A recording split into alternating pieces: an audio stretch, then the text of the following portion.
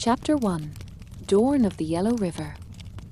The story of ancient China begins not with palaces or emperors, not with silk or shining bronze, but with water, mud, and the slow, patient rhythm of a river that wound its way across the northern plains. The Yellow River, known as the Hoang He, carved its path across the land, swelling with the silt it carried from the distant mountains. To stand on its banks thousands of years ago was to see a restless, shifting force, a river that could nourish life and destroy it in equal measure. For the earliest people who settled beside it, this river was both a blessing and a burden, a constant reminder that life itself was fragile, uncertain, and always tied to the whims of nature. The people who first lived along the Yellow River were not yet the subjects of great dynasties. They were farmers, hunters, gatherers, and herders. Their homes were made of packed earth, their tools of bone, stone, and wood. They rose with the sun and slept when darkness fell, their days determined by the seasons, the river, and the work required to keep their families alive. In these early times, there were no written records, no monuments, no scrolls or carvings that explained their lives. What we know comes from the traces they left behind, shards of pottery buried in the soil, the faint outlines of houses once dug into the earth, and the bones of animals they kept or hunted. Yet even from these small traces, a picture emerges of a world that was steady, slow, and deeply bound to the land. Imagine a morning in that ancient time. The mist hangs low over the fields, the air cool before the sun begins to warm it. A man rises from a house built partly below the ground, its walls reinforced with clay and straw. The floor beneath him is hard earth, packed smooth by years of footsteps. Smoke from a cooking fire lingers, clinging to the roof beams and the rough clothes hanging nearby. His wife is already awake, feeding embers to the fire, coaxing it back to life. A clay pot, blackened from use, sits over the heat, filled with millet, the staple grain of these people, small, round, and hardy enough to survive the uncertain weather of the north.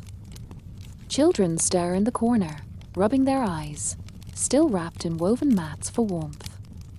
Outside, chickens cluck and peck at the ground, while a tethered pig grunts in the distance.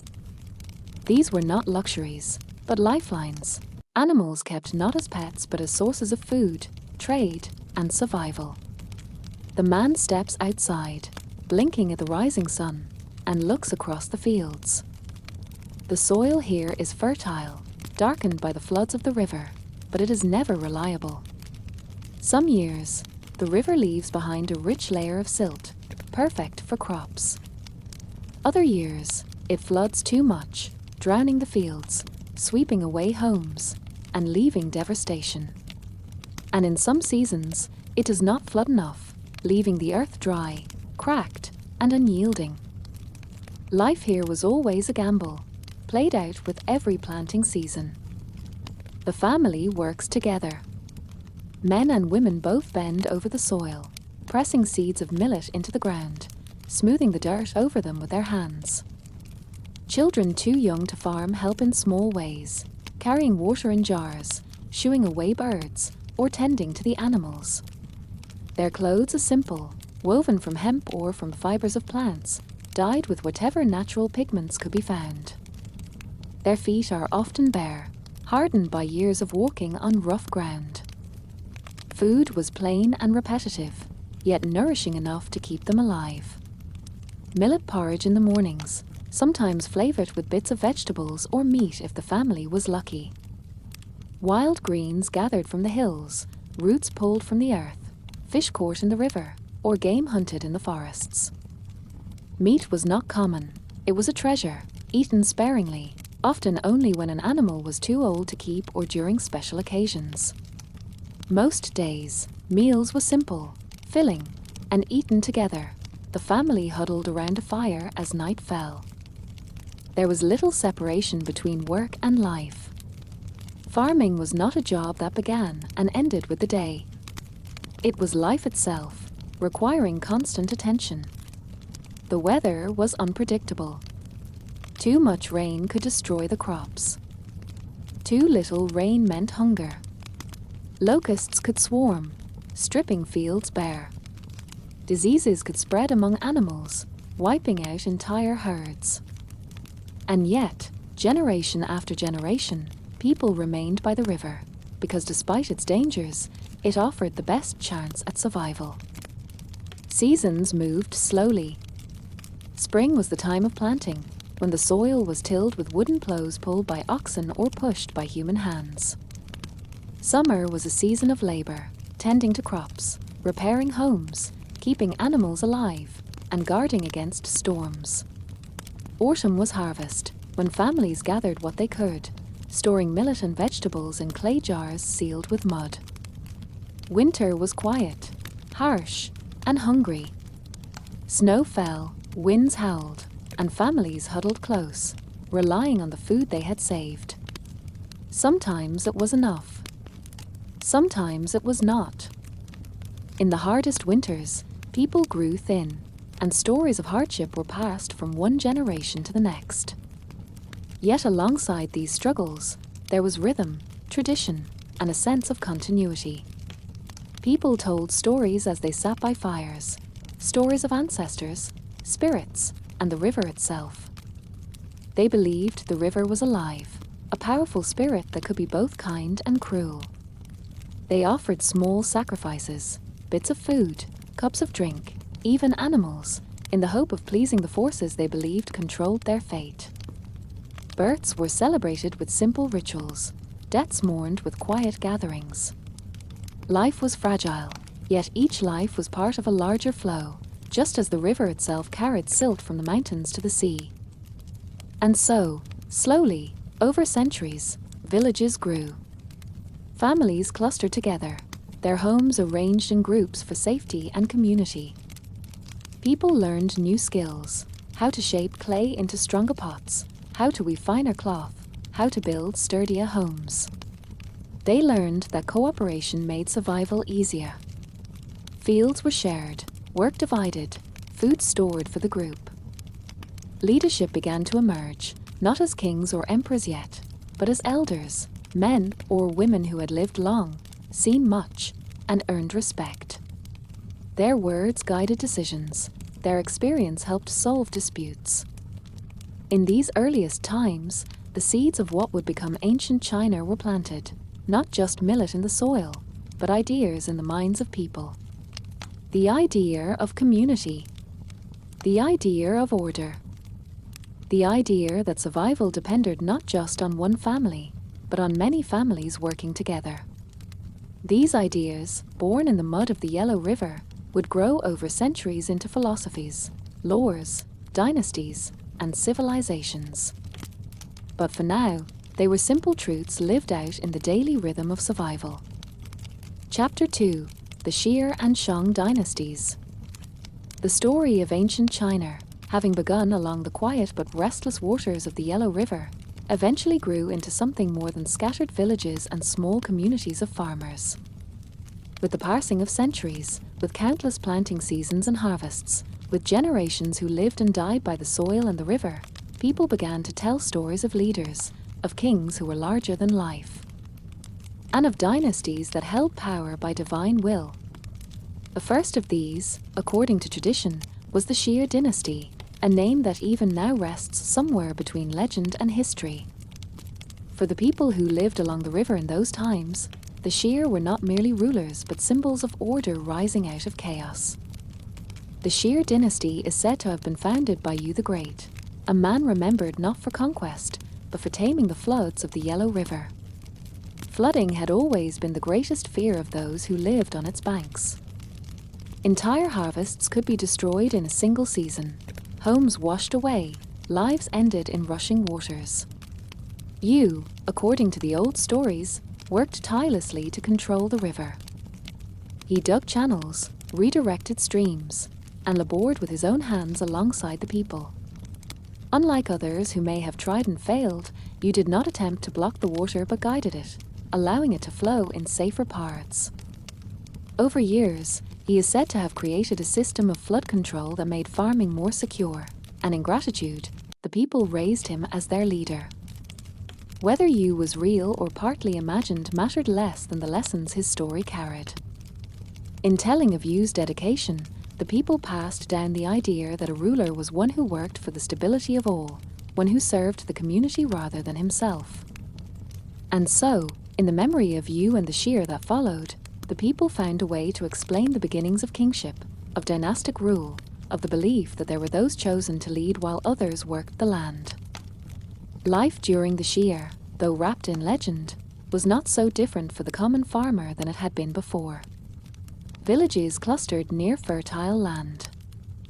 Families lived in homes of packed earth, some dug into the ground for warmth in winter, others built above with timber and clay. Millet was still the grain that sustained them, boiled into porridge or ground into meal.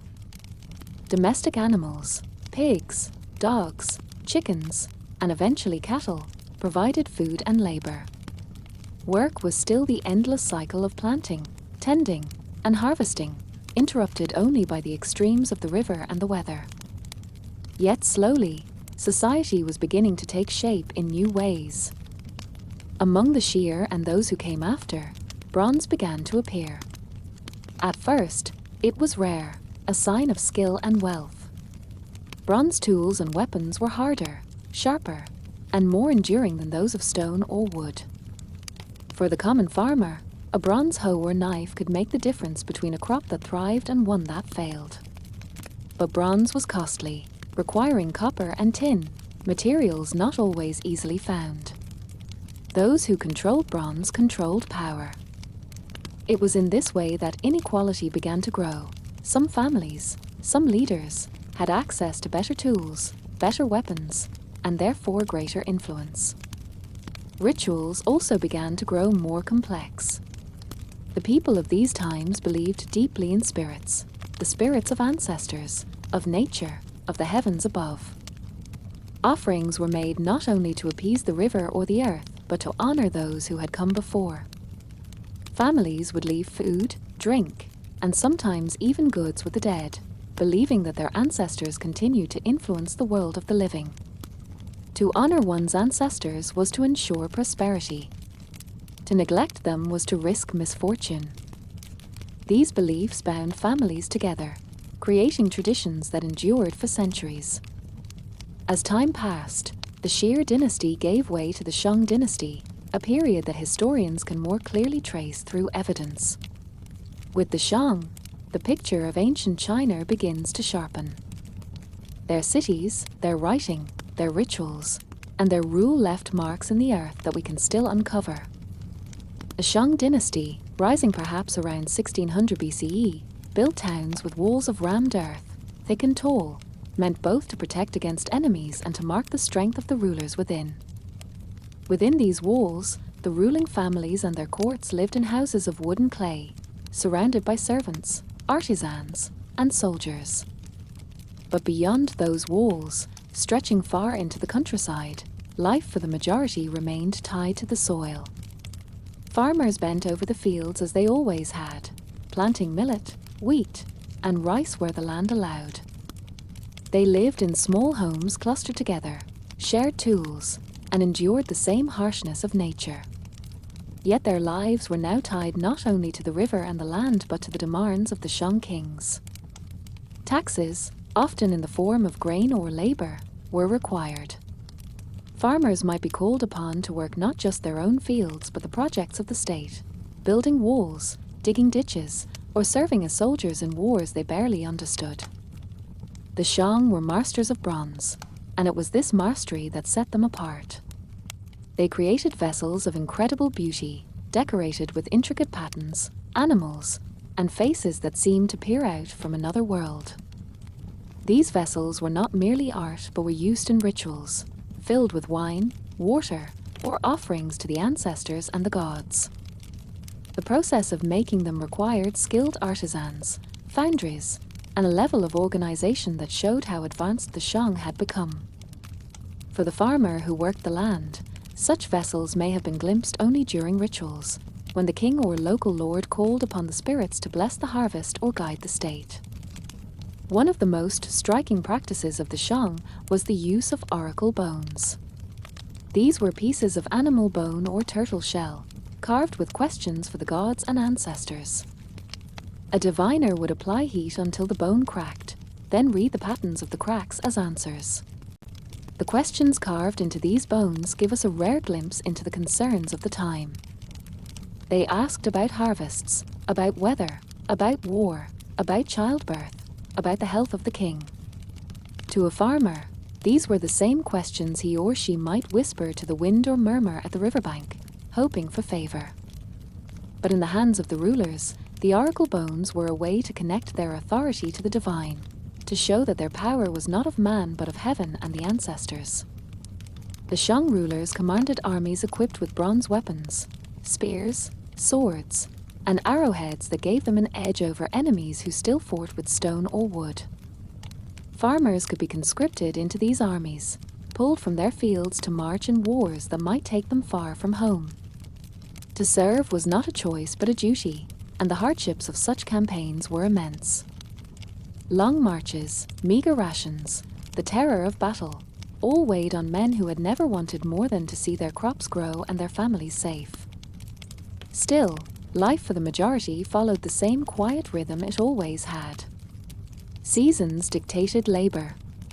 Planting, tending, harvesting, storing, repeating year after year. Women spun cloth from hemp and silk, tended animals, raised children, and kept the household. Men labored in fields or served when called. Children learned early to help, carrying water, gathering wood, or scaring away birds from the crops. Festivals offered moments of relief, times when the community gathered, shared food, and honored the ancestors together. But most days were filled with toil, sweat, and the unending effort simply to survive. The Shang kings lived in splendor compared to their people. Their palaces were centers of ritual, where drums beat, fires burned, and sacrifices were made. It is said that even human sacrifices took place, offered to ancestors or to accompany rulers in death. For the farmer who lived beyond the palace walls, such things might have seemed distant, perhaps frightening, but always part of the order of the world. The king, after all, was not just a man but a link to the heavens, the one who carried the responsibility of keeping harmony between the living and the spirit world. As centuries passed under the Shang, traditions deepened. Writing began to take root, not yet in the form of long texts or books, but in symbols carved into bones and bronze. These early characters were the seeds of Chinese writing, symbols that would evolve but never vanish, carrying the voices of the past into the future. For the farmer who could not read, such writing was mysterious, perhaps magical. To see marks on bone or bronze that carried meaning must have seemed a power beyond ordinary life. Yet beneath all the splendor of kings and rituals, the true foundation of the Shang world remained the same: the countless men and women who rose each morning to work the land, to tend their families, to endure the hardships of flood and drought, and to hand down to their children the simple hope of survival. Their names were not carved into bones, their lives not recorded in bronze. But without them, the Shang would have had no food, no soldiers, no kingdom to rule. And so, as the Shang dynasty endured, the pattern of ancient China became clearer. Power at the top, rooted in ritual, writing, and bronze. Life at the bottom, rooted in soil, sweat, and survival.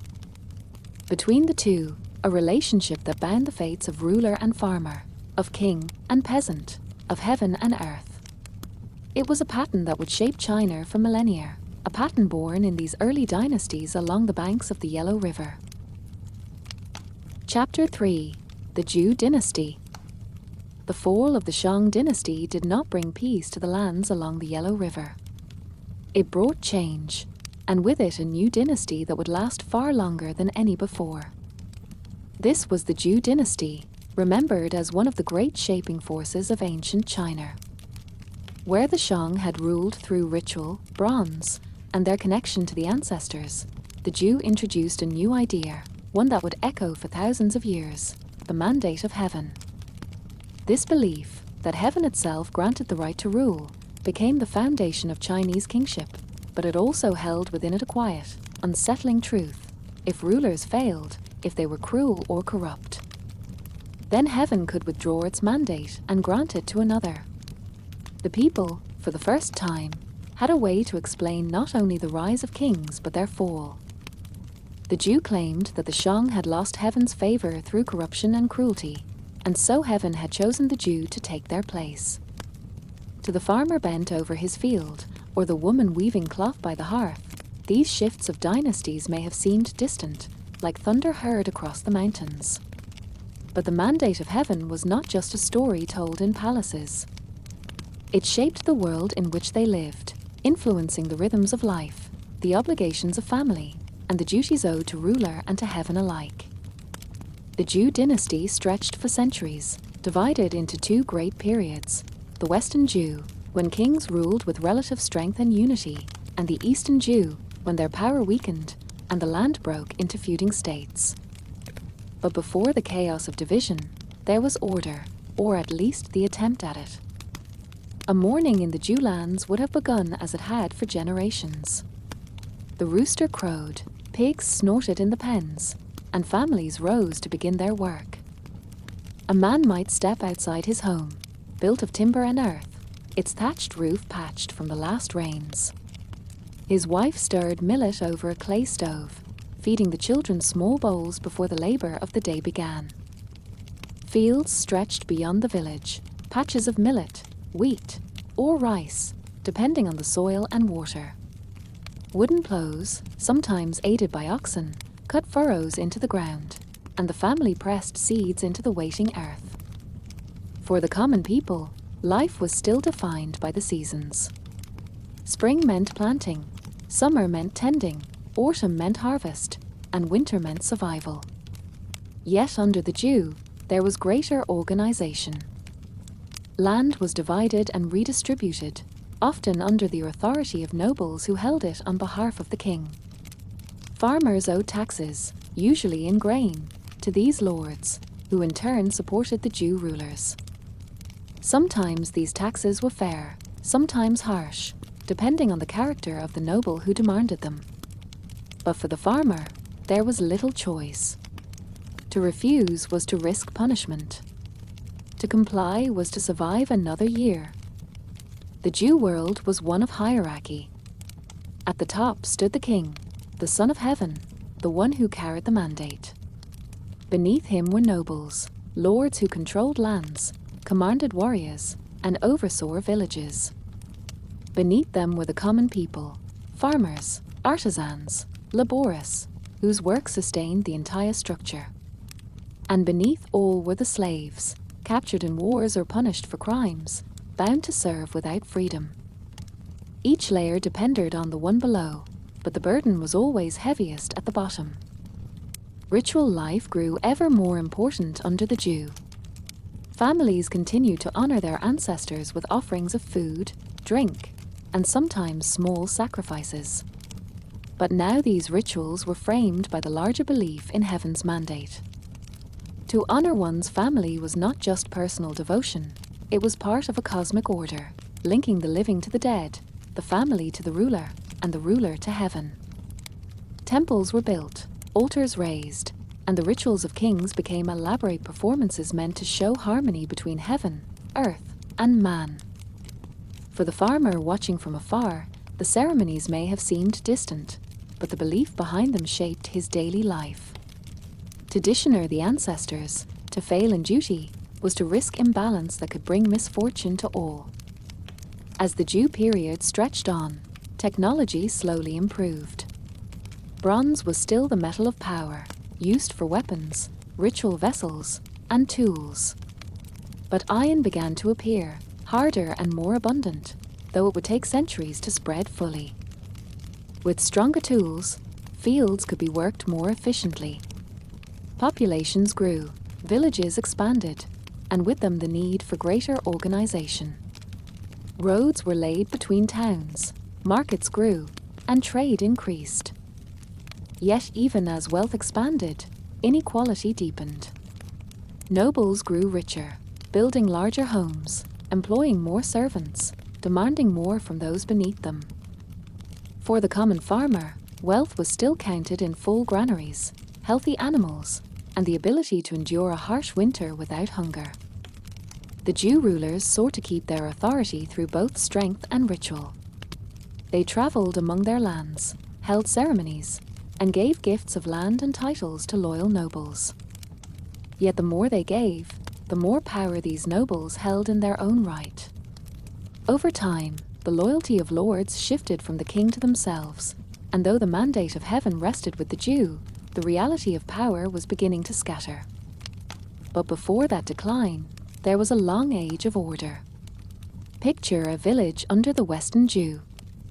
Children play in the dust, chasing one another with sticks, their laughter carrying across the fields. Women sit weaving, fingers moving deftly across threads of hemp or silk. Men labor in the soil, sweat dripping as they guide oxen through the furrows. The smell of smoke rises from cooking fires, carrying the scent of millet cakes and vegetables stewed in clay pots. At night, families gather together, eating by the dim light of fire, listening to stories of ancestors, of spirits, of kings who held heaven's favor. Life is hard, but it is familiar, steady, and tied to rhythms older than memory. It was in this period that philosophies began to grow, ideas that would shape China for millennia. Thinkers, observing the world, sought to explain order, duty, and the nature of man. Some would come later, during the Eastern Jew, when chaos made such questions urgent. But the roots were already present, the idea that harmony was possible, that society could be ordered, that each person had a role to play. For the common people, these ideas filtered slowly, if at all. They lived as their ancestors had, bound to soil, to family, to the demands of nobles and kings. Their concerns were practical. Would the rains come? Would the river flood? Would the harvest be enough? Would their children live through the winter? Yet in the distance, in courts and temples, the larger questions were asked and answered, shaping the structures that defined their lives. The Jew dynasty would endure longer than any before, but it too would eventually weaken. The unity of the Western Jew gave way to the division of the Eastern Jew, when nobles grew too powerful and kings too weak. The land splintered into rival states, and the people bore the burden of endless wars. Yet even in the midst of such turmoil, life in the villages went on. Millet still had to be planted, animals tended, children raised. For while kings rose and fell, the river flowed on, the soil waited, and the farmer bent his back to the earth, as he always had. Chapter 4: The Warring States. The Jew dynasty, once a symbol of order under the mandate of heaven, eventually weakened. Its kings still sat on the throne, but their power had grown thin, stretched too far across the land and undermined by the very nobles they had once trusted. The vast territories of China, once bound loosely under Jew authority, fractured into independent states, each ruled by ambitious lords who no longer obeyed the king. And so began an age remembered as the Warring States period, a time of division, uncertainty, and endless conflict. For centuries, the land of China was not one kingdom but many. States such as Qin, Chu, Qi, Zhao, Wei, Han, and Yang rose to prominence, each vying for power, each striving to become the one to claim heaven's mandate. The fields, the rivers, and the roads became theaters of war. Armies marched back and forth, alliances formed and crumbled, and battles raged across the plains. For generals and rulers, this was an age of ambition. For philosophers, it was an age of questions. But for the common people, it was an age of hardship, an unending struggle to survive in the shadow of war. Imagine a small farming village in the state of Wei during this time. The houses are simple, made of packed earth with thatched roofs. Families rise at dawn, as they always have, to tend the fields. But now, The work is haunted by the sound of distant horns or the rumor of armies marching nearby. A father teaches his son to sow millet, but also to run quickly if soldiers appear. A mother prepares food for her children, but sets aside portions in case her husband is conscripted into war. The rhythms of farming continue, planting in spring, weeding in summer, harvesting in autumn, storing in winter, yet always with the knowledge that tomorrow the fields might be trampled by soldiers' boots. War was constant.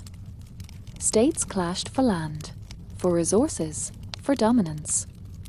Armies grew larger than ever before, numbering in the tens and even hundreds of thousands.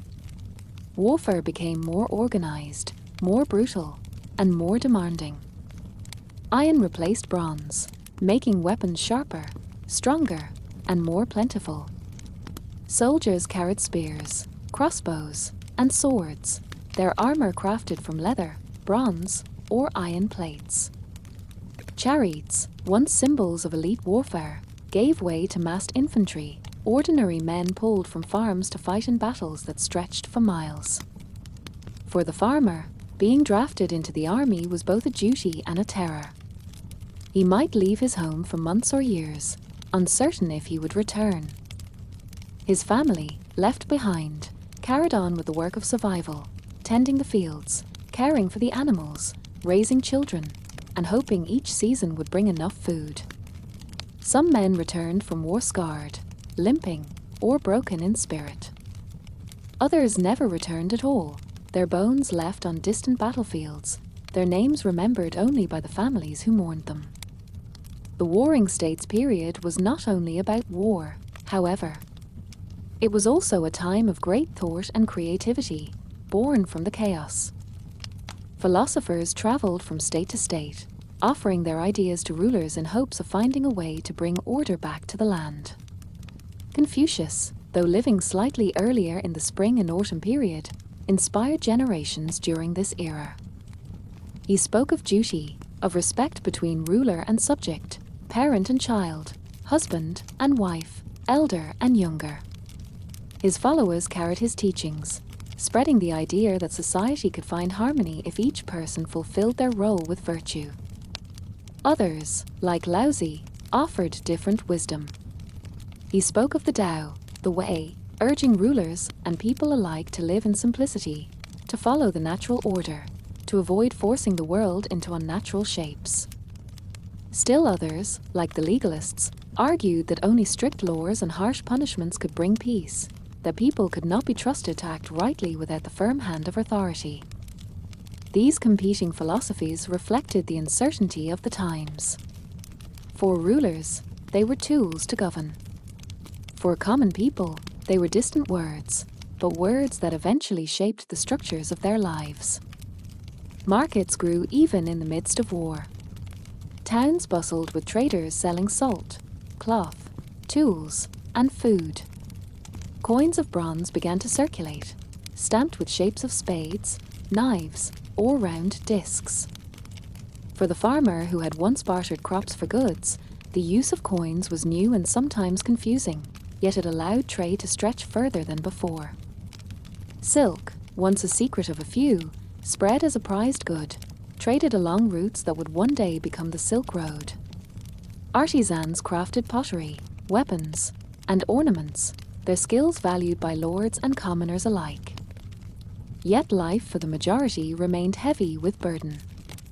Taxes were collected to fund wars.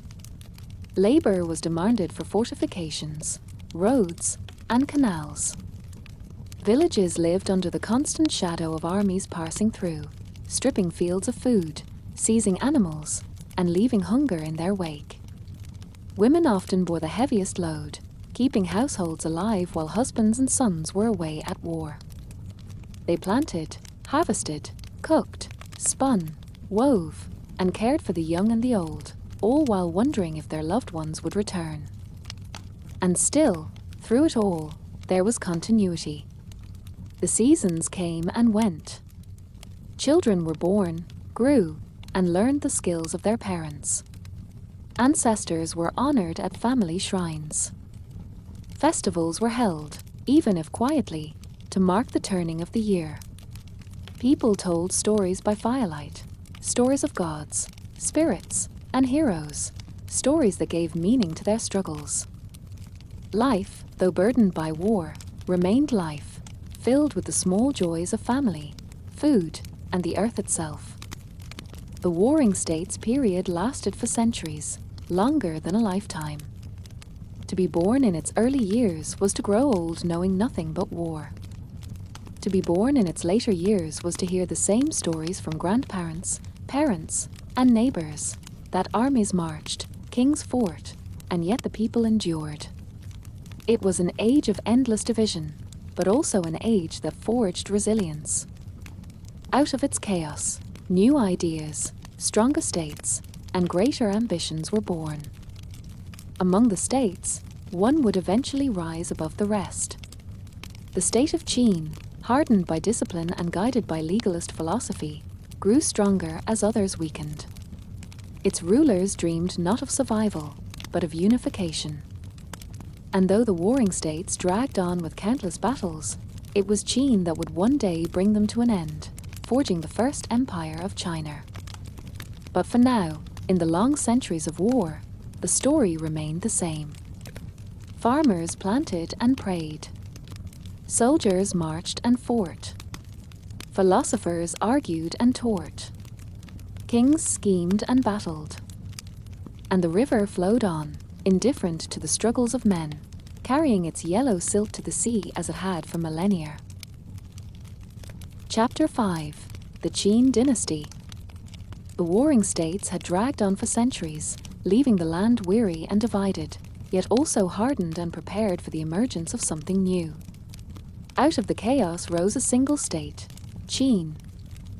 It was not the largest in territory, nor the most ancient in lineage, but it was the most disciplined, the most relentless, and the most determined. Its rulers believed in strict order, harsh laws, and a vision of unity. And under their command, Qin would do what no state before it had done. It would end the wars, conquer its rivals, and forge the first empire of China. The story of Qin's rise is one of both greatness and hardship. At its heart stood Yingzheng, the king of Qin, who would later proclaim himself Qin Shi Huangdi, the first emperor. But before titles and proclamations, before triumphal unification, there were long years of planning, of fighting, of reshaping the very fabric of society. For centuries, Qin had been considered a rugged, even uncultured state, on the western edge of the Jew world. Its lands stretched toward the mountains and the valleys, and its people were shaped by a harder life than those in the rich central plains. They were farmers and soldiers, taught discipline by necessity, ruled with severity by their lords. Over time, this discipline grew into strength. While other states hesitated or faltered, Qin pressed forward with reforms that would change everything. One of the most important figures in this transformation was Xiangyang, a legalist thinker and reformer. Centuries before Qin's final conquest, Xiangyang had persuaded the Qin rulers to adopt his vision of strict laws, equal punishments, and rigorous discipline. Nobility meant little in his system. What mattered was merit and obedience. Soldiers who fought well were rewarded. Farmers who produced grain were honored. But those who disobeyed laws, no matter their rank, faced harsh punishments. The people of Qin lived under constant watch, yet this very harshness built a society both efficient and powerful. Fields were cultivated with precision, armies drilled without end, and loyalty to the state was demanded of all. For the ordinary farmer, life under Qin was heavy with burden. He rose at dawn, worked until dusk, and delivered much of his harvest to the state. Taxes were collected in grain, in labor, and in service. If summoned, he laid aside his plough to take up a spear, joining the endless campaigns against Qin's rivals. His wife remained behind, tending the household, managing the children, and hoping that her husband would return alive from war. The land of Qin was not gentle, but its people endured, hardened by necessity, bound by the knowledge that survival depended on obedience. When Yingzheng came to power as king of Qin in 246 BCE, he inherited this disciplined state. Still a teenager when he first ruled, he was guided by ministers and generals, yet his ambition quickly became clear. He did not want to be merely king of Qin. He wanted to end the centuries of division. He wanted to unite all the states under one rule, his rule. And so the campaigns began. The armies of Qin marched with precision and ruthlessness. They moved across rivers, through mountains, and into the heartlands of rival states. One by one, Qin struck down its enemies.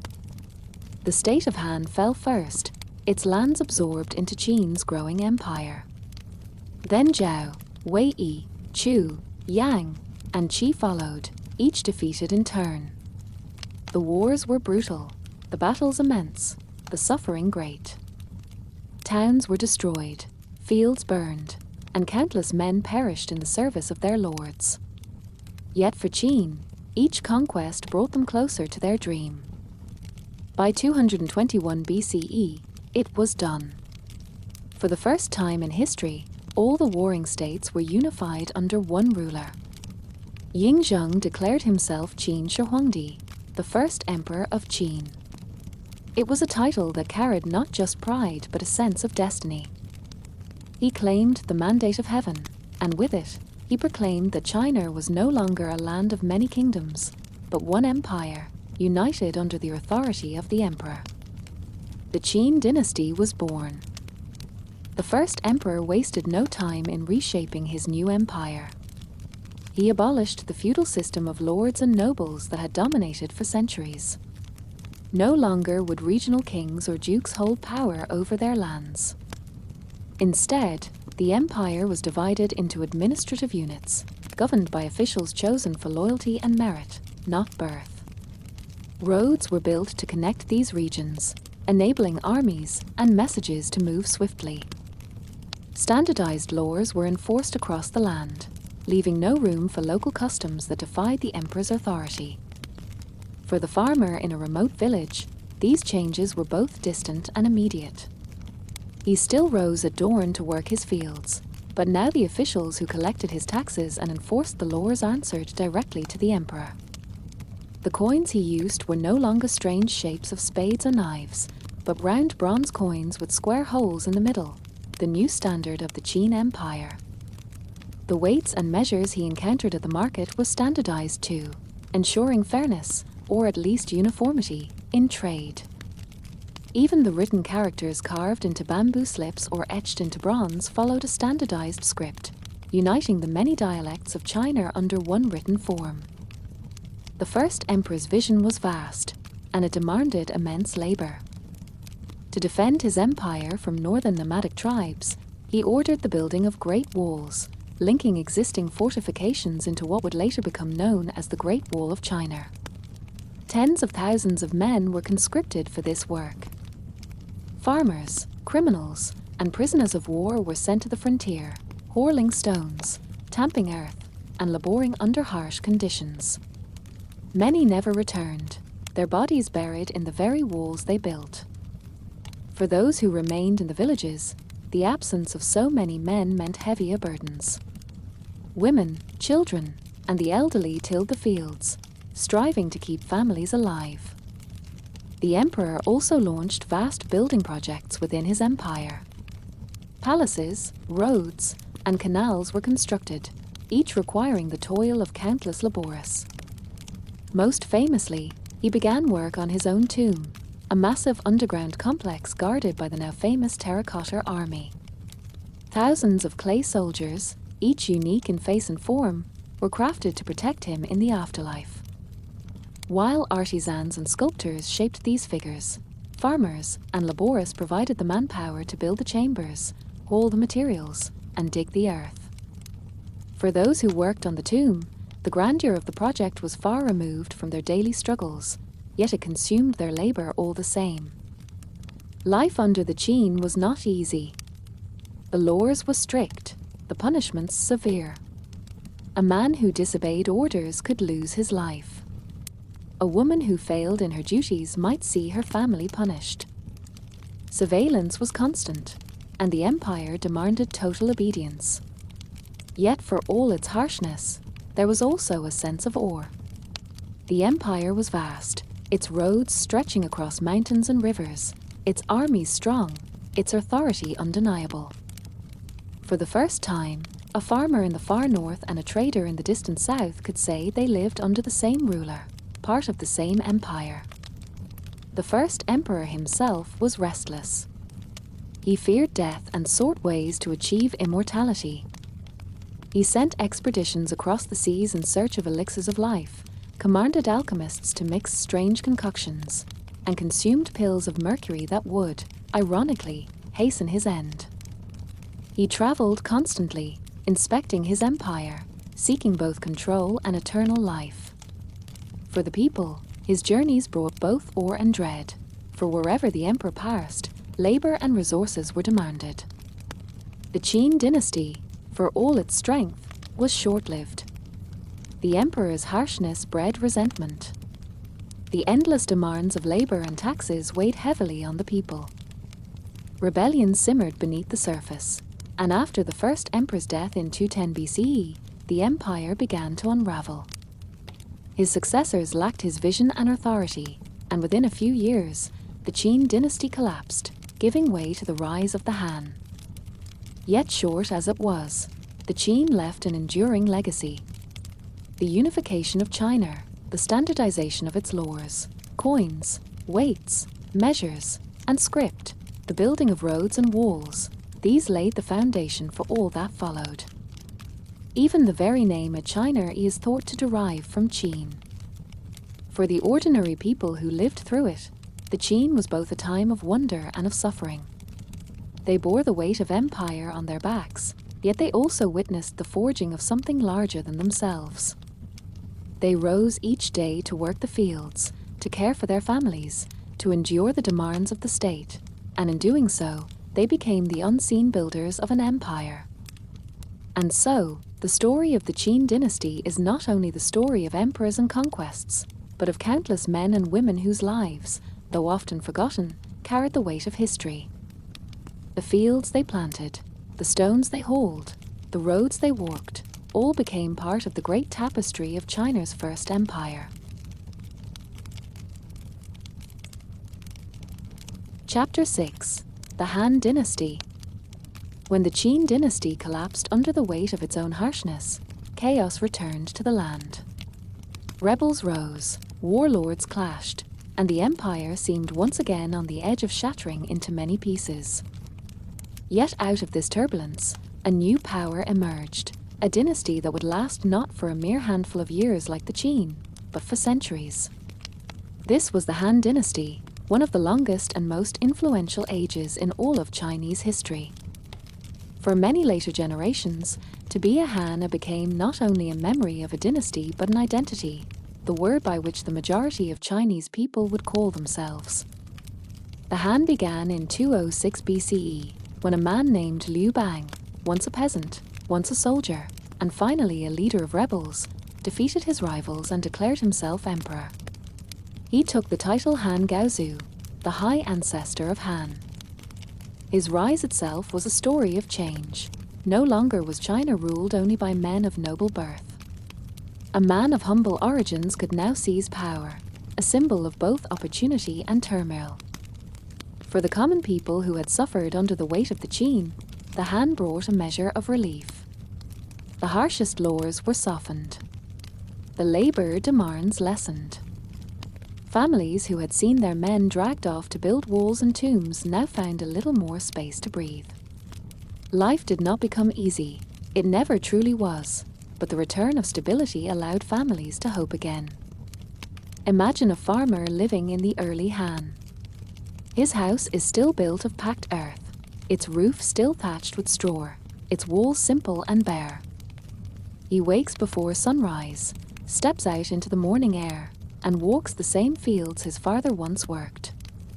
His crops, millet, wheat, rice in the southern lands, attended with care, his tools made of iron rather than bronze. He plows with the help of oxen, waters the plants with ditches cut from streams, and watches the skies for signs of rain. His wife spins thread and weaves cloth. His children carry water, gather firewood, and learn the tasks of the household. The rhythms of life remain ancient and familiar, yet under the Han they take on a steadier tone.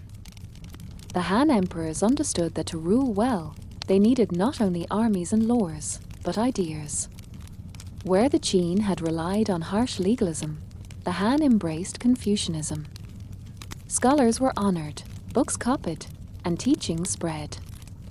The idea that rulers should act with virtue, that sons should honor fathers, that order rested on respect and duty, became the guiding philosophy of the dynasty. Schools were established, and examinations in the classics became a way for men of talent, not only noble birth, to enter government service. For the first time, the path to power seemed open not just to the elite, but to any who could master learning, though in truth, most peasants were too burdened with labor to dream of such studies.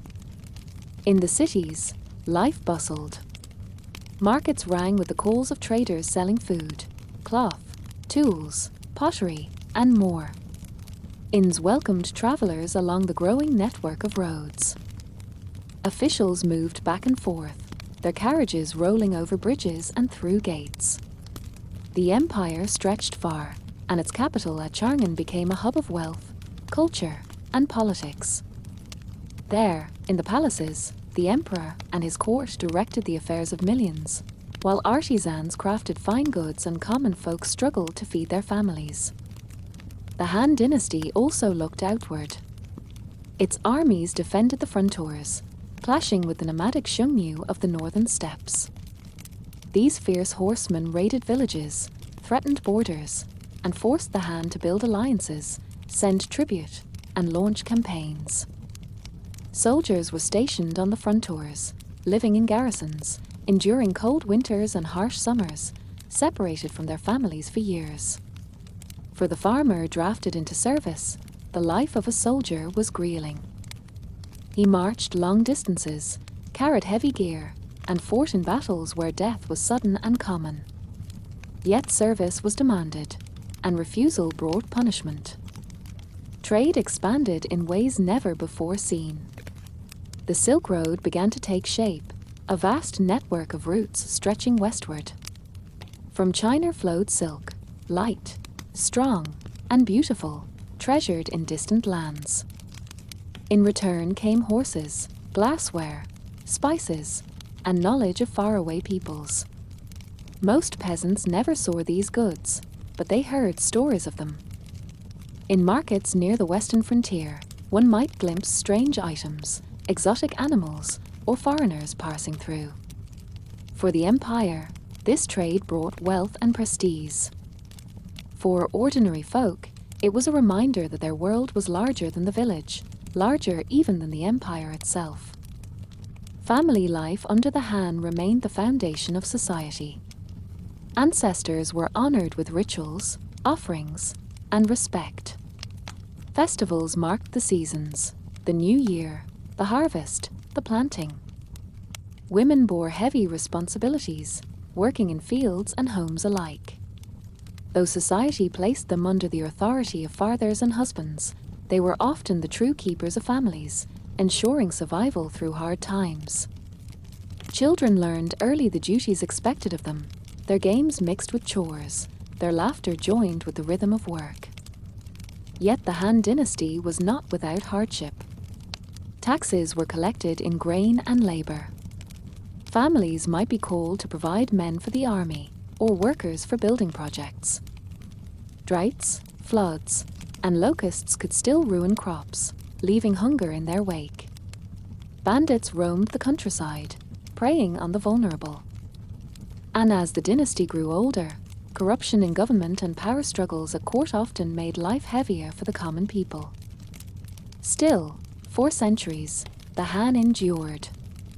Emperors came and went, wars flared and faded, fortunes rose and fell. But through it all, the name of Han grew strong, a symbol of unity, stability, and identity. A farmer might never meet the emperor, never see Chang'an, never touch silk or gold, but he lived under the Han, and that mattered. He tilled his fields, raised his children, honored his ancestors, and passed on his world to the next generation, a world shaped by the dynasty that ruled above him. The Han Dynasty left deep marks on Chinese history.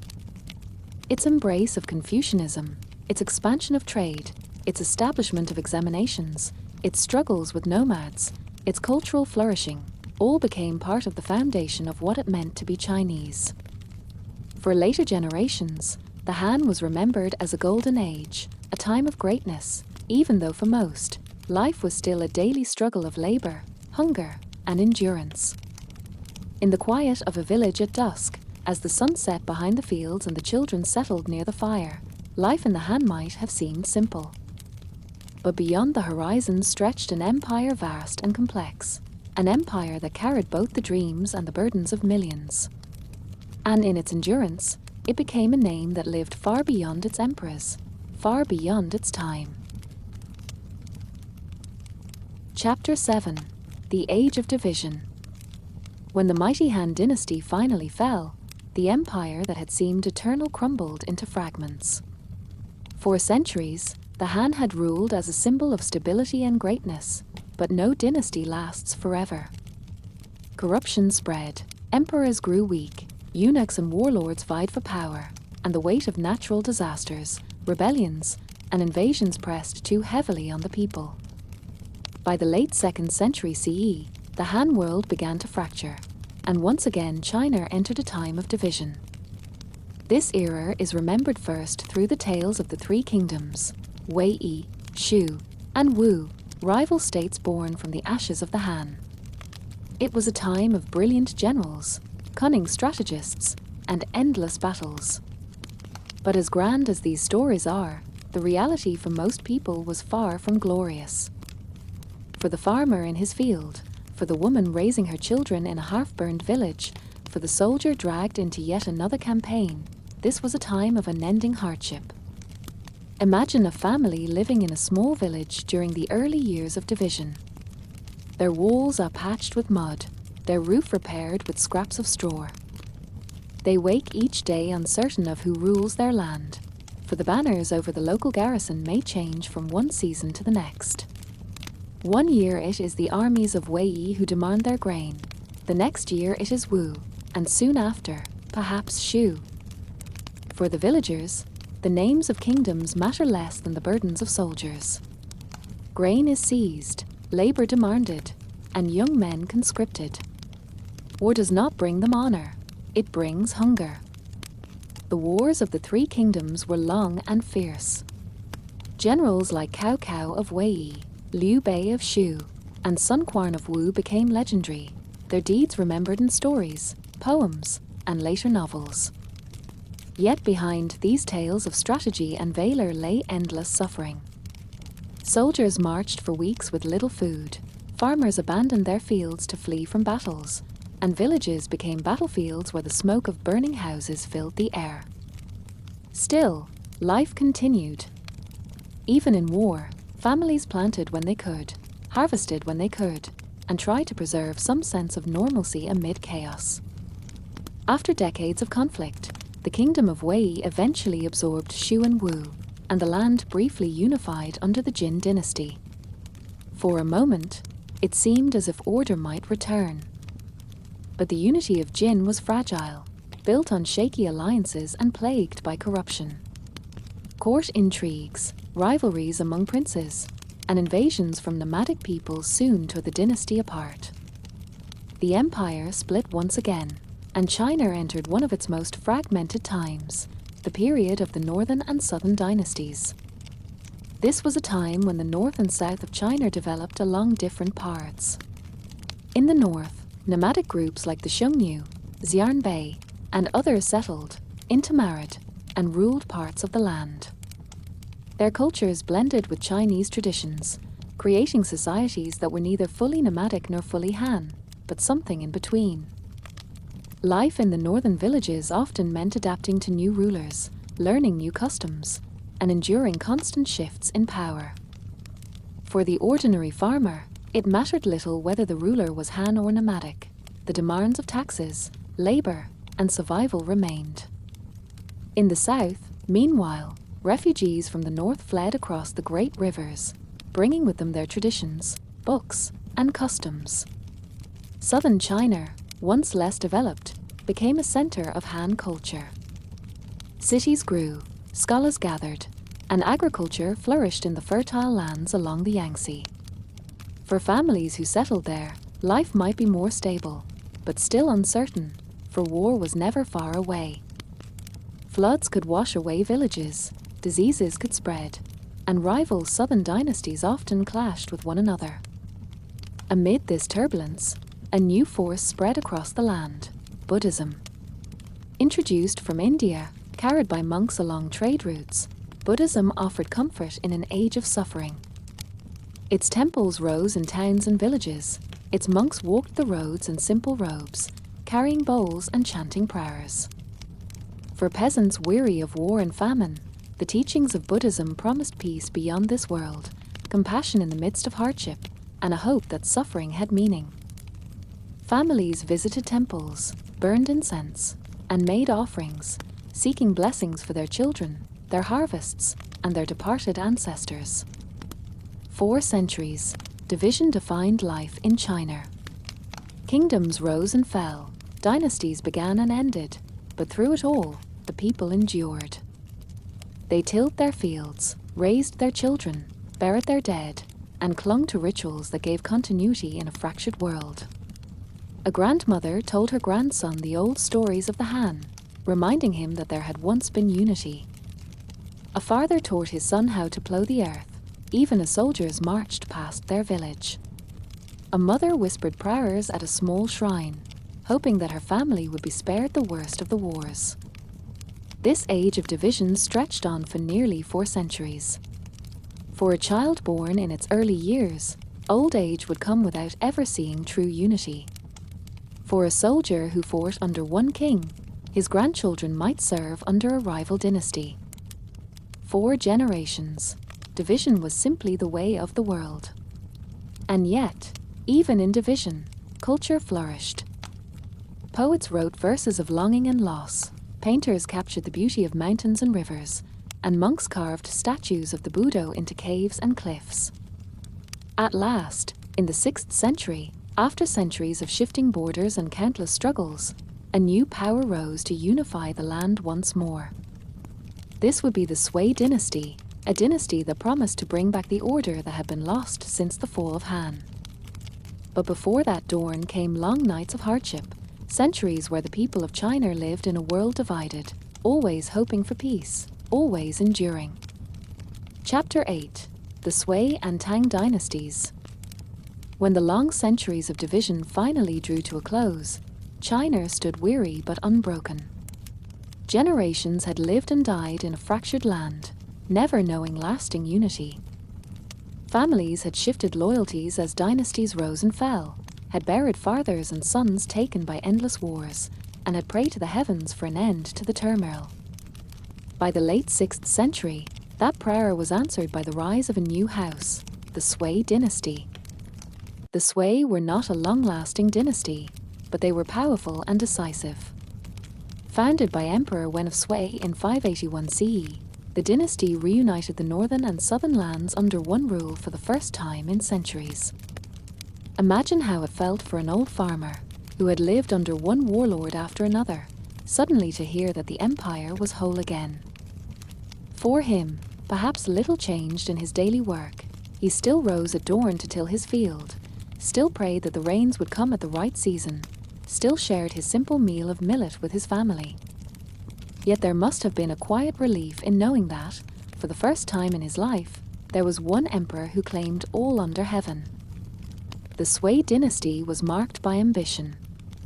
Emperor Wen and his successors sought to strengthen the empire with great works. One of their most enduring achievements was the construction of the Grand Canal, a vast waterway linking the fertile fields of the south with the political centers of the north.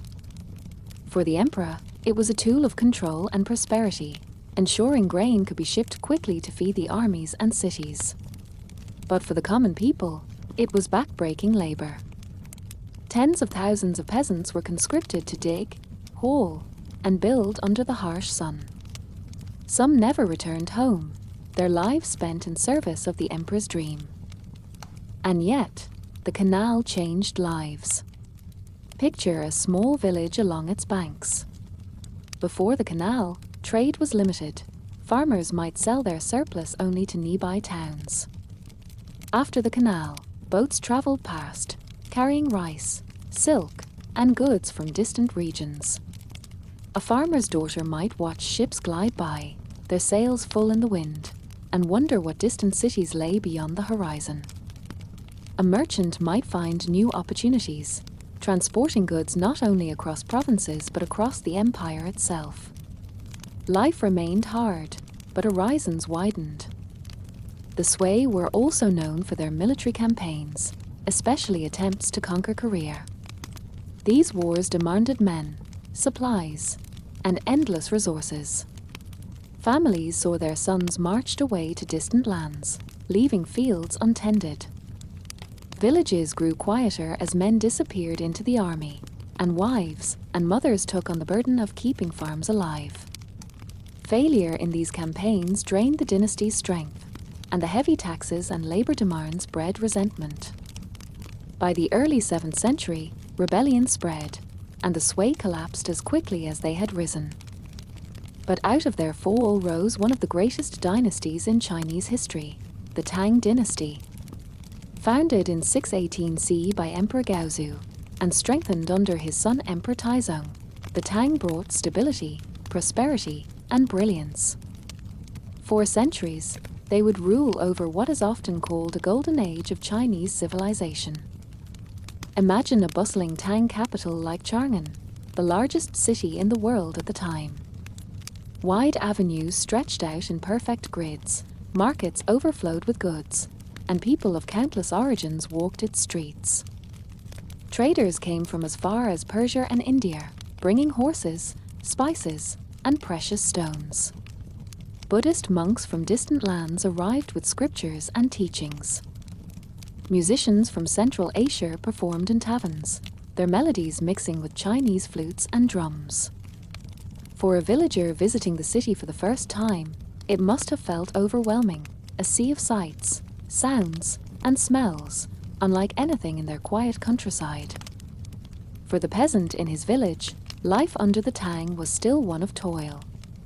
He rose with the sun, worked the fields, and prayed for good harvests. Taxes had to be paid, whether in grain or labor, and conscription still loomed over every family. Yet compared to the chaos of division, the Tang offered stability. Fields could be tilled without fear of sudden invasion, villages could prosper under fairer laws, and families could hope that their children might see better lives than their own. The Tang were also patrons of culture. Poetry flourished, with poets like Li Bai and Du Fu writing verses that captured both the grandeur of the empire and the sorrows of ordinary life. A farmer's son, learning to read in a village school, might hear these poems recited and glimpse worlds beyond his own. A soldier on campaign might find comfort in a verse about home. Poetry was not only for scholars, it became part of the shared culture of the people. Religion too blossomed in Tang times. Buddhism, which had spread during the Age of Division, now found full expression. Great monasteries rose, their bells ringing at dawn and dusk. Pilgrims traveled long distances to visit sacred sites, carrying offerings and prayers. At the same time, Taoism and Confucianism continued to shape lives. Families balanced these traditions, honoring ancestors in Confucian rites, seeking blessings from Daoist priests, and lighting incense before Buddhist altars. Life was a weaving together of faiths, each offering comfort and meaning. But the Tang Age was not free from hardship. Rebellions, natural disasters, and court intrigues all took their toll. The Lushan rebellion in the 8th century devastated the empire, leading to years of suffering. Villages were burned, cities looted, and countless families displaced. Imagine a farmer's family forced to flee, carrying what little they could on their backs, joining streams of refugees on dusty roads. For them, The Golden Age was not golden at all, but a time of loss. Yet even after such devastation, life resumed. Families rebuilt homes, fields were cleared again, and children grew up hearing stories of the rebellion as distant memories. Women in Tang society also played important roles. Some became poets and musicians, their voices preserved in verse and song.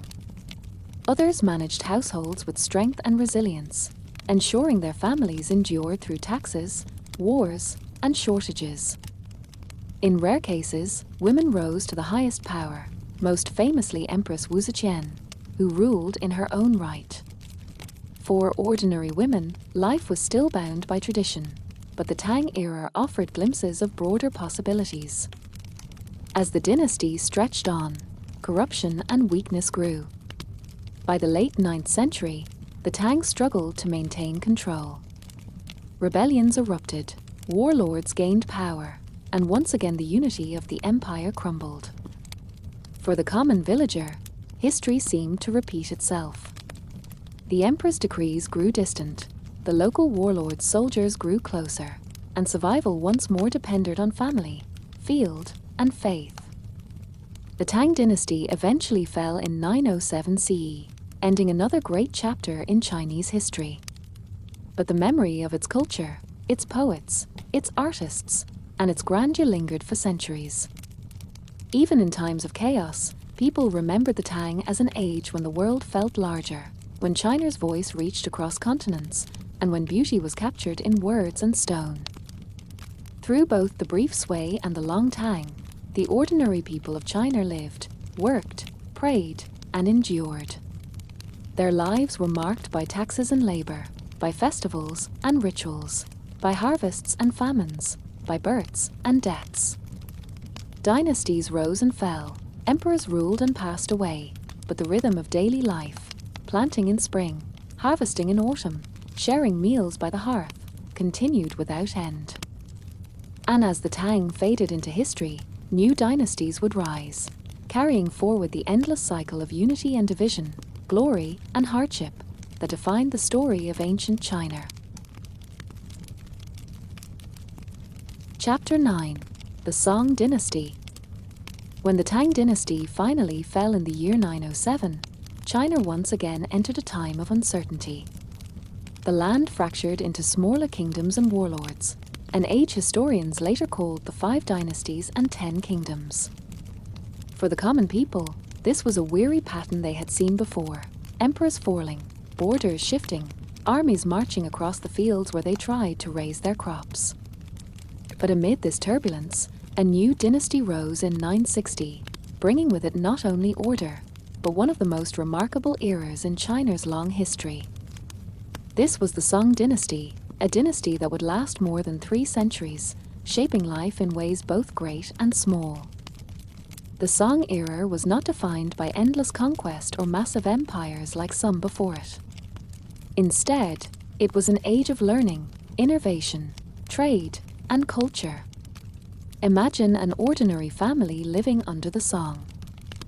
Their house might be built of wood and earth, with a tiled roof to keep out the rains. The father tended his rice fields, the mother spun silk or wove cloth, and the children helped with chores while learning their first characters from a village teacher. Life was still hard, as it had been for centuries, but there was something different now, the sense that the world was changing, that new things were appearing, that knowledge was spreading. One of the hallmarks of the Song dynasty was its government system. The emperors relied heavily on a bureaucracy of scholars, men who had passed the famous civil service examinations. These exams tested knowledge of Confucian classics, poetry, and philosophy, and only the brightest could succeed. Imagine a young man in a small town, sitting by the dim light of an oil lamp, copying passages from ancient books, reciting lines of Confucius until his voice grew hoarse. His family hoped that, if he passed, he might bring honor and stability to their household. For him, success meant a secure position as an official, a life far removed from the toil of the fields. Yet the exams were brutally difficult, and most failed. Still, The dream of advancement through learning spread across society, giving families hope that effort and study could change their fortunes. The Song dynasty also became known for technological innovation. It was during this time that gunpowder began to be used in warfare, at first in simple fire lances and bombs. The compass was refined, guiding ships across seas with newfound confidence. Printing technology advanced from woodblocks to movable type, making books more available than ever before. Imagine the wonder of a farmer's son who, in earlier centuries, might never see a book in his life, now being able to read a cheaply printed collection of poems or moral lessons. Knowledge, once limited to elites, began to filter down to ordinary people. In the countryside, farming remained the foundation of life. The Song saw the spread of new rice strains, especially a variety imported from Champa in present-day Vietnam. This rice ripened quickly and could be harvested more than once a year, greatly increasing food supplies. For a farmer, this meant fuller granaries, fewer years of famine, and perhaps the ability to sell a surplus in the market. Villages grew, populations expanded, and families had a bit more security against the harsh cycles of nature. Yet this abundance also brought heavier taxes, as officials demanded their share. Cities, too, flourished in ways never before seen in China.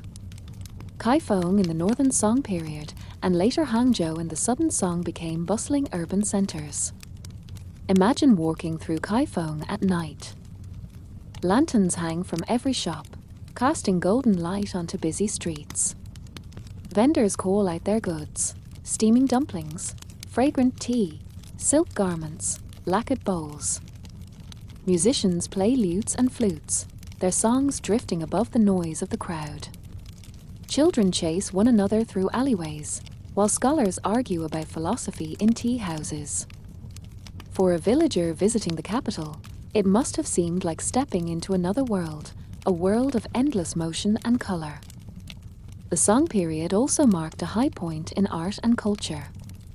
Painters captured the beauty of mountains, rivers, and mist in delicate ink landscapes, often leaving vast empty spaces on their scrolls to suggest the immensity of nature.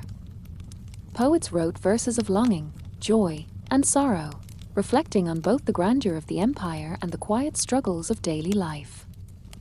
A fisherman's simple boat on a misty lake could become the subject of a masterpiece, a reminder that beauty lived in ordinary scenes. Families in modest homes might hang cheap copies of such paintings, finding inspiration in their calm images. Religion continued to play a deep role in daily life. Buddhism remained powerful, with monasteries dotting the countryside, their bells ringing in the morning air. Taoism too remained influential, its priests offering rituals and charms to protect households from illness and misfortune. At the same time, Neo-Confucianism rose as an intellectual force, blending philosophy with morality, teaching families how to live with order, respect, and balance. A mother might instruct her children in proper conduct drawn from Confucian texts, while also burning incense at a Buddhist altar, and perhaps inviting a Taoist priest to bless the home during festivals. For the ordinary person, these traditions blended seamlessly into a rhythm of life. The Song era was also one of commerce and trade. Markets overflowed with goods, from locally grown rice to exotic spices brought from faraway lands. The use of paper money, first issued by the government, revolutionized trade. Imagine a merchant once burdened with heavy bags of copper coins, now able to carry lightweight notes bearing the emperor's seal. For him, business became faster, travel easier, and profits greater. Along rivers and canals, boats moved constantly, carrying rice, silk, porcelain, and tea. Ports in the south welcomed foreign traders from Arabia, India, and beyond, their ships heavy with incense, jewels, and horses. For villagers living near such ports, the sight of foreign faces and unfamiliar languages must have been both strange and fascinating. Women in the Song dynasty lived within the bounds of tradition, but their roles were complex. Many managed households with skill, keeping accounts, directing servants, and ensuring their families thrived. Some women were educated, writing poetry or even managing businesses. Yet this was also the age when practices like foot binding began to spread among the elite, reflecting ideals of beauty but also limiting women's freedom. For a young girl in a wealthy household, this could mean years of painful binding, her mother and grandmother insisting it would secure a good marriage. For peasant women, such practices were often impractical, as they needed strong feet for work in the fields. Thus, women's lives varied widely depending on class and circumstance. Despite its brilliance, the Song dynasty faced constant military threats. The northern borders were pressured by nomadic powers such as the Khitan Liao, the Jurchen Jin, and later the Mongols. Villages near the frontier lived with fear of raids, their men conscripted to garrisons, their harvests threatened by war. Families sometimes fled south, carrying only what they could, seeking safety in regions far from the border. For them, the empire's prosperity felt distant, overshadowed by the immediate need to survive. The Song dynasty eventually split into two periods, the Northern Song, 960 to 1127, and the Southern Song, 1127 to 1279. When invaders captured Kaifeng in 1127, the court fled south to Hangzhou. For many families, this meant uprooting their lives, abandoning ancestral graves, and starting anew in unfamiliar lands. Yet the Southern Song became a center of resilience, its culture flourishing even as it stood in the shadow of powerful enemies. Hangzhou, with its lakes and gardens, became one of the most beautiful and prosperous cities in the world. For the common villager, however, the rhythms of life remained constant. A farmer still rose before dawn, bent his back in the fields, and prayed for rain. A mother still sang lullabies to her child by the fire. A scholar still studied by lamplight, chasing the dream of officialdom. A merchant still measured his profits in rice and silk, while a soldier still shouldered his spear and marched where he was told. Dynasties rose and fell, borders shifted, but the heartbeat of daily life endured. In the final years of the Song, the greatest threat came from the Mongols, fierce horsemen from the steppes who had already conquered vast lands across Asia. Villages near the northern frontier trembled at their approach, tales of their speed and ferocity spreading like wildfire. Families prepared what little they could, some fleeing south once more, others resigned to whatever fate the heavens decreed. In 1279, the Mongols conquered the last of the Southern Song, ending the dynasty and beginning a new chapter under the Yuan. And so, the Song dynasty, remembered for its scholars, its cities, its paintings and poems, its innovations and trade, came to an end. For the ordinary people who had lived through its centuries, it was both a time of hardship and a time of wonder.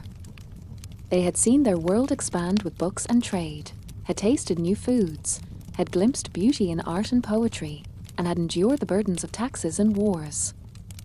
Their lives, like the rivers and seasons, flowed on, carrying them into the next era of China's endless history. Chapter 10: The Yuan Dynasty. When the armies of the Mongols swept across Asia in the 13th century, few could have imagined how far their empire would reach. From the open grasslands of Mongolia, their horses carried them over deserts, mountains, and rivers, conquering kingdoms and empires that had stood for centuries. To the villagers of northern China, the Mongols first appeared as stories, tales whispered by merchants of swift riders who came like a storm, leaving villages in ashes and fields trampled. But soon the stories became reality.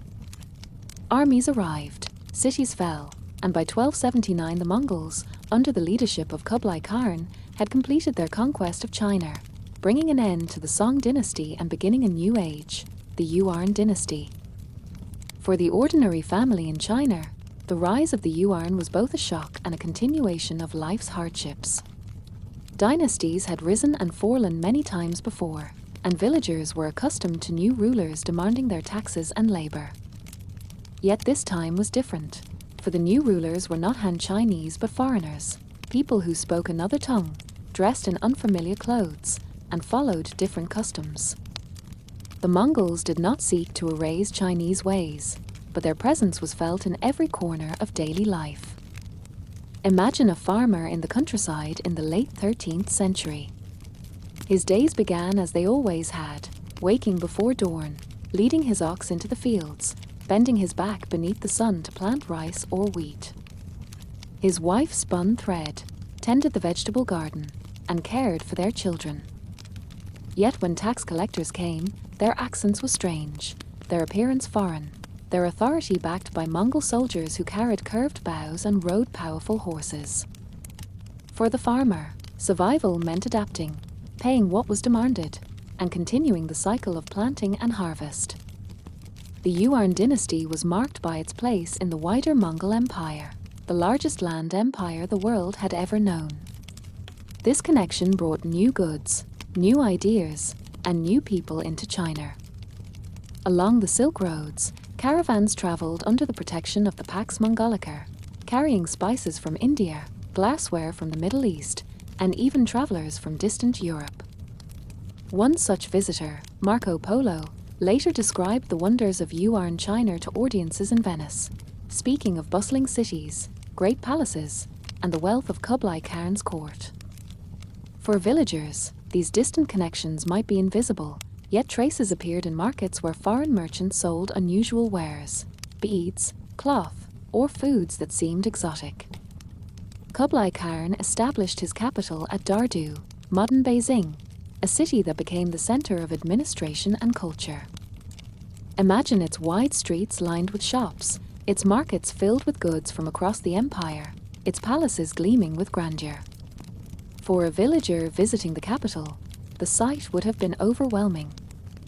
Monks from Tibet walked beside Muslim traders from Central Asia, while officials of Mongol and Chinese descent oversaw the bustling crowds. It was a world where cultures met and mingled, where the empire's reach was visible in every face and every object for sale.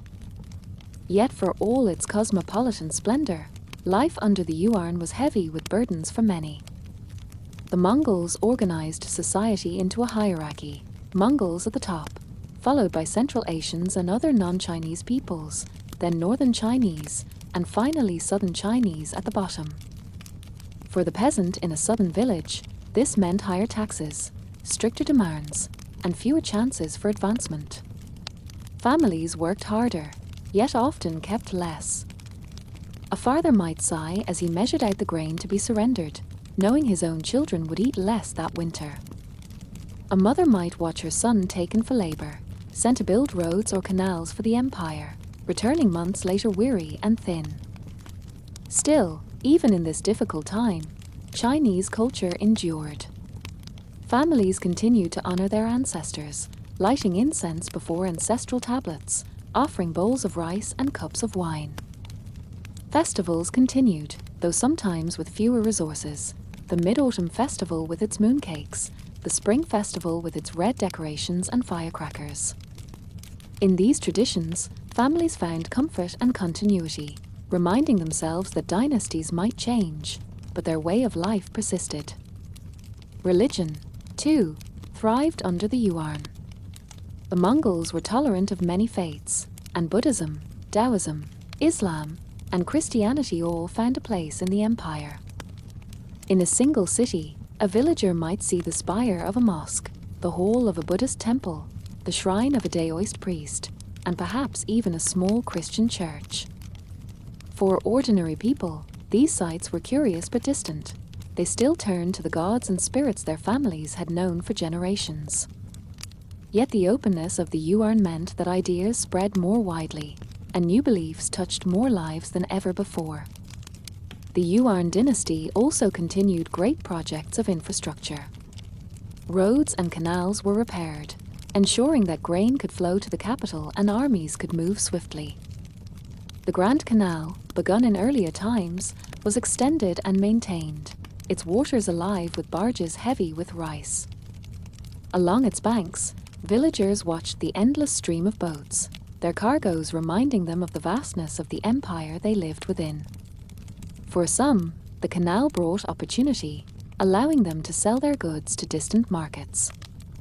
For others, it brought labor conscription, long months of digging and hauling under harsh oversoys. Despite the hardships, life contained moments of beauty and joy. A farmer's daughter might marry in a small ceremony, red ribbons tied to her hair, laughter filling the air as neighbors shared what little they could in celebration. Children still played by rivers and fields, chasing each other through the grass, their laughter rising above the weary sighs of their parents. In the evenings, families sat together around small fires, eating simple meals, telling stories of ancestors, and gazing at the same stars that had shone over China for millennia. The Yuan dynasty, though powerful, faced difficulties. Floods along the Yellow River displaced families, leaving villages ruined and fields covered in silt. Famine struck, forcing parents to make impossible choices to keep their children alive. Rebellions broke out as peasants, driven to desperation by taxes and hunger, took up arms. Secret societies whispered of overthrowing the Mongols, their words spreading from village to village in the shadows of night. For the ordinary family, this meant uncertainty once again, rumors of rebellion, fear of soldiers, hope for change. By the mid-14th century, the Yuan dynasty was weakened by corruption, internal strife, and natural disasters. Villagers heard tales of rebel armies gathering, of leaders who promised to restore Han Chinese rule and lighten the burdens on the people. Among these was the Red Turban Rebellion, a movement that spread across the land. Families caught in the middle faced chaos yet again, soldiers demanding food, rebels demanding support, fields left untended, lives uprooted. For them, the fall of the Yuan was not a distant political event, but a disruption of every part of daily life. In 1368, the Yuan dynasty finally fell, replaced by the Ming dynasty, which promised renewal and order. For many, this brought a sigh of relief, though for others it was simply another turning of the wheel of history. Dynasties rose and fell, but the peasants still planted their fields, mothers still raised their children, and families still honored their ancestors. The cycle of life continued, steady as the turning seasons. The Yuan dynasty had been unlike any before it, foreign in its rulers, vast in its connections, filled with both hardship and exchange. For the ordinary people who lived through it, it was another chapter of endurance. They had seen horsemen sweep across their land, felt the weight of foreign rule, tasted new goods from distant lands, and endured the same old burdens of taxes, labor, and survival. Their lives, as always, were not written in the records of emperors and officials, but in the quiet persistence of planting seeds, raising children, and hoping for better days.